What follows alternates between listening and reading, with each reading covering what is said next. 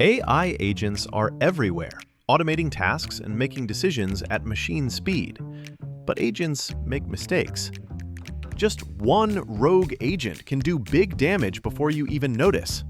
Rubrik Agent Cloud is the only platform that helps you monitor agents, set guardrails, and rewind mistakes, so you can unleash agents, not risk. Accelerate your AI transformation at Rubrik.com.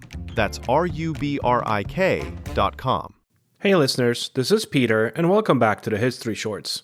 This humble show is brought to you by the Podcast Republic, your ultimate listening app. Discover and subscribe to thousands of podcasts from around the globe, yours truly included, all in one place. Download Podcast Republic now, available on Google Play and the Apple App Store. Today, on History Shorts. In the fraught years preceding the American Revolution, as tensions between the 13 colonies and the British Crown reached a boiling point, few moments encapsulated the revolutionary spirit as vividly as Patrick Henry's impassioned speech delivered to the Second Virginia Convention on March 23, 1775, at St. John's Church in Richmond, Virginia. By the way, I recently visited the church and I strongly recommend doing the tour. The speaker was phenomenal to say the least. But anyway, back to this story. Henry, a young lawyer and fiery orator, stood before a body of Virginia's influential leaders, tasked with the grave question of whether the colony would take up arms in defense of its liberties. The backdrop was a rapidly deteriorating relationship with Britain, the imposition of taxes without representation, the coercive acts punishing Massachusetts for the Boston Tea Party, and the establishment of British garrisons in colonial towns had all collectively convinced many Americans that compromise was no longer viable. The convention, convened at a moment when colonial moderates hoped for reconciliation and radicals pushed for action, became the stage for one of the most iconic moments in the pre-revolutionary era. And here is the rest of that story. Yesterday, December 7th, 1941.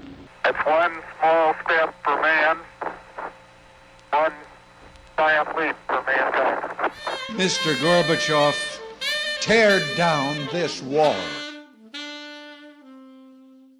Patrick Henry's life and political career had already been defined by his advocacy for colonial rights. Born in 1736 in Hanover County, Virginia, Henry was the son of a moderately prosperous planter, but largely self-educated in the law. His rise to prominence stemmed from a combination of intellectual agility, a keen sense of justice, and a rhetorical style that could sway both popular and elite audiences. By 1775, Henry had established a reputation as a resolute defender of colonial liberties, most notably through his vocal opposition to the Stamp Act of 1765 and the Townshend Acts of 1767. Yet even among the colony's patriots, there remained caution. The prospect of open rebellion against the British Empire was fraught with peril. Against this uncertain climate, Henry's oratory would crystallize the ideological and emotional case for armed resistance, blending reason, passion, and a moral imperative in a manner that would spread far beyond the walls of St. John's Church. The speech itself, though preserved only through contemporaneous accounts rather than verbatim transcripts, is remembered for its dramatic oratory, rhetorical flourish, and moral urgency. Henry began by acknowledging the gravity of the decision before the delegates, appealing to the reason and their sense of duty. He painted a stark picture of the current state of affairs. Britain's repeated violations of colonial rights, the presence of standing armies, and the futility of negotiation in the face of British aggression. Yet it was in the climax of his address that Henry's words achieved immortal status. With a voice rising to convey both urgency and resolve, he thus declared, "I know not what course others may take, but as for me, "Give me liberty or give me death." This phrase, succinct yet profound, encapsulated the essence of revolutionary thought. Liberty was not merely a political preference, but really a moral imperative, worth any risk, even life itself. It struck a chord not only with the delegates in the room, but really with the colonists across Virginia and beyond, capturing the imagination of a population teetering on the edge of rebellion. Henry's rhetorical mastery lay in his ability to blend logical argumentation with emotional appeal. He invoked historical precedent in his speech, referencing the failures of past petitions and appeals to the crown, to argue that Britain's actions left the colonies with no viable alternative to armed resistance. He employed imagery that depicted the colonies as a people both patient and virtuous, yet faced with an adversary bent on domination. Now, of course, we know all this based on accounts of those that saw him give this speech, and many of which were published in local papers and later in papers across the colonies. By contrasting the nobility of liberty with the British subjugation, Henry framed the decision not as a mere political calculation, but as a moral and existential choice.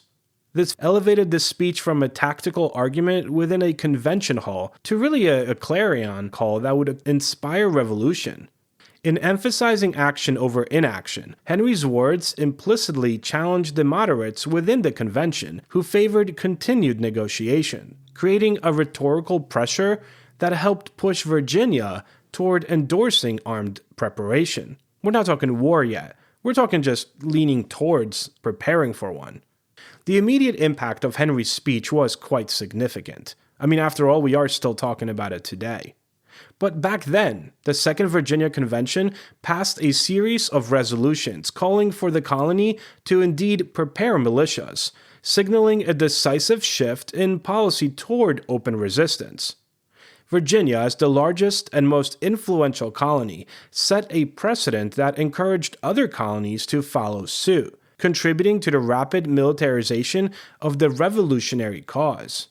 Henry himself emerged as a symbol of patriotic courage, a figure whose personal willingness to risk life and property embodied the ethos of the struggle. His leadership extended beyond oratory. He would later serve as the first governor of Virginia under the Revolutionary Constitution, guiding the colony through the tumultuous early years of the conflict, and then demonstrating that his commitment to liberty was grounded not only in rhetoric, but really in practical governance. The historical significance of this speech also extends beyond its immediate political impact. "Give me liberty or give me death" has since become a defining statement of American identity, representing the enduring principle that freedom is an inalienable right, worth defending at any cost. It exemplifies the power of language to galvanize collective action, illustrating how a well-timed, morally resonant speech can shape the trajectory of history. Furthermore, Henry's address reflects broader Enlightenment ideals of the time, drawing upon concepts of natural rights and the social contract articulated by philosophers such as John Locke. By framing colonial resistance as a moral obligation rather than just merely a strategic choice, Henry connected the local grievances of Virginia to universal philosophy of human liberty, not only making this entire event relatable to the American people, but really giving the American Revolution both a practical and an intellectual foundation. Now, we should mention that not all colonists embraced the idea of immediate armed resistance and saw Henry as this big hero. Many, in fact, feared the consequences of defying the world's preeminent military power. The moderates who advocated continued petitioning and negotiation were not merely deficient, but acutely aware of the risks involved. Henry's rhetorical success, therefore, relied on balancing fear with moral imperative, urging decisive action while appealing to the shared sense of destiny and justice. This one for all and all for one? This dynamic between prudence and audacity, negotiation and rebellion, characterized much of the revolutionary leadership, demonstrating that the path to independence was neither inevitable nor universally agreed upon, but really contested throughout both words and deeds. In the decades that followed, Henry's speech assumed a symbolic role in the American imagination. It was frequently cited during moments of national crises, invoked in speeches, pamphlets, and later historical narratives, as a testament to the virtues of courage and conviction.